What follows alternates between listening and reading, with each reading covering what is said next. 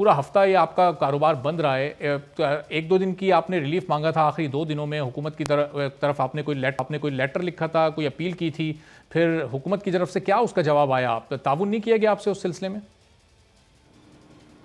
नहीं सर, कोई नहीं, हुकूमत तावन करने के लिए थे। हम तो हैरान हुए कि जब डिक्टेटर की हुकूमत थी तब भी ऐसी बात नहीं होती थी, वो भी बात सुनते होते थे, उनके लोग भी हमसे बात करते होते थे। ये वाहिद हुकूमत है, ये वाहिद कमेटी बनी है NCOC की जो इस बारे कोई बात किसी की सुनने के लिए तैयार नहीं है।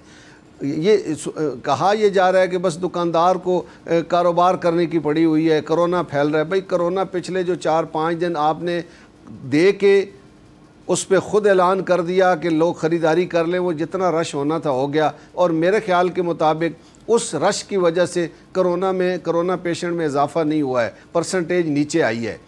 हमारी इनसे गुजारिश ये रही है कि पूरे साल में ये वाहिद 10 दिन होते हैं कारोबारी तबके के लिए, लोग ख़रीदारी करते हैं। इसमें ये नहीं होता कि हमें शौक़ होता है कि ईद के दिनों में ही हमने खोलना है। लोग ख़रीदारी ईद के दिनों में जितने पैसे लोग पूरा साल इकट्ठे रखते हैं और ईद पर बच्चों के लिए, अपनों के लिए, बड़ों के लिए, बुज़ुर्गों, हर तरह की ख़रीदारी लोग करते हैं। लेकिन उसके लिए गवर्नमेंट ने जो कुछ किया है, यकीन करें मईशत का जनाजा निकल गया। ये तो आए थे मईशत को ठीक करने, लेकिन इन्होंने तबाह कर दी है मईशत, ताजर को बर्बाद कर दिया है। ताजर इतना नाराज़ शायद किसी गवर्नमेंट से, किसी सरकार से ज़िंदगी में ना हुआ जितना इस वक्त मुल्क का ताजर इस सरकार से नाराज है। लेकिन अजमल साहब फिर ये गुस्से का इजहार कर रहा है। अब ये इनके लिए भी सूरत हाल ऐसी ये करें कि अगर ये कारोबार खोलने की इजाज़त देते हैं, मार्केट्स में वो रश जब पड़ जाता है तो फिर इन पर कोरोना वायरस बढ़ने का प्रेशर भी बढ़ जाता है।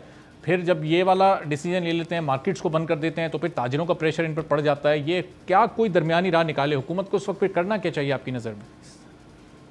सर दरमियानी राह देखें, जहाँ पे हम गए हुए थे पिछले दिनों सऊदी अरब में गए हुए थे, वज़ीर आज़म साहब, उन्होंने क्या किया हुआ है? उन्होंने 24 घंटे खोला हुआ है, वहाँ तो कोई कोरोना नहीं फैल रहा है, वहाँ तो लोग आराम से आ रहे हैं। यही काम यहाँ भी कर लिया जाता। हम इन्हें कह रहे हैं सिर्फ जो है शूज़ वाले, रेडीमेड गारमेंट्स वाले और कॉस्मेटिक्स वाले, इन लोगों को आपने रिलीफ देना था। अगर ये 3-4 दिन दे देते, कोई क़यामत नहीं आ जाती, कोई कोरोना इतना ना फैल जाता, और टाइम ज़्यादा दे देते, 12-1 बजे तक दे देते, तो कोई ऐसी बात नहीं थी। खुदा न खास्ता पिछली दफ़ा हमें सुप्रीम कोर्ट ने रिलीफ दिया था, इस दफ़ा भी सुप्रीम कोर्ट ने 100 मोटो दे लिया, लेकिन रिलीफ नहीं मिला। गवर्नमेंट यकीन करें, मैं अब भी गुजारिश कर रहा हूं कि कल का दिन हमें दे दें, ताजर शायद थोड़ा सा मुतमईन हो जाए, शायद कुछ चीज़ें बेच लें। कोरोना इतना नहीं फैलेगा, कोरोना का इलाज हमारे पास मौजूद है अल्हम्दुलिल्लाह। हमारे लोग पूरी दुनिया में सबसे पहले नंबर पर हैं, सबसे अच्छे तरीके से, चाहे बिल्कुल सादे लोग हैं, लेकिन कोरोना को शिकस्त दी है हम लोगों ने, पूरी दुनिया ने माना है। ये इस तरह से नहीं हुआ। इन्होंने जो प्लानिंग की है वो तो सारी पिछले देख लें, पिछले हफ्ते में कितना रश हुआ है, इतना रश हुआ है जितना ईद के दिनों में होता है। लेकिन कोरोना की रेशो नहीं, शरह फीसद ज़्यादा नहीं हुई है।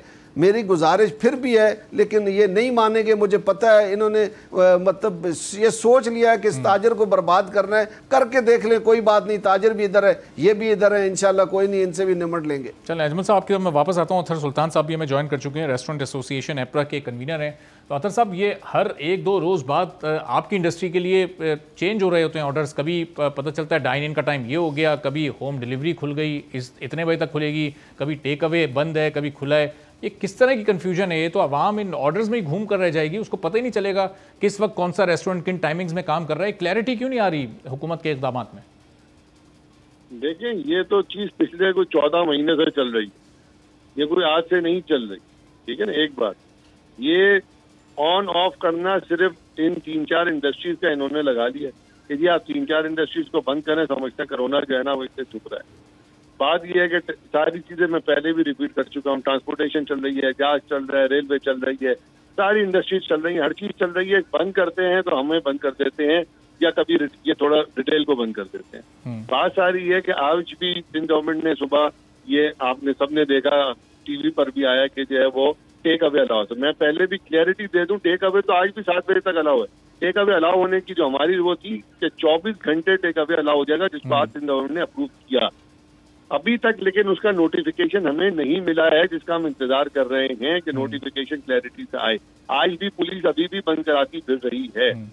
ये चीज अगर तो हम सीरियसली समझते हैं तो देखें, हमें अपनी जो है वो कैपेबिलिटी बढ़ानी पड़ेगी चीजों कोविड को निपटने की। जो कोरोना ये नहीं है कि हमें पता हो जी 2 महीने में खत्म हो जाएगा।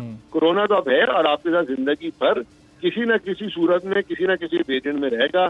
कारोबार को बंद करना ना कभी हल था, ना हल है और ना होगा।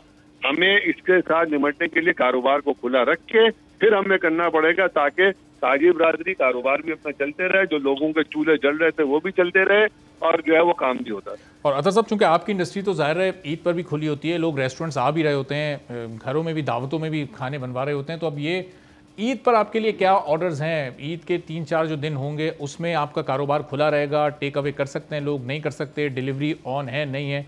ईद के लिए अभी तक कोई आ गई है या अभी डिलीवरी तो 24 घंटे ऑन है थी और अभी भी ऑन है।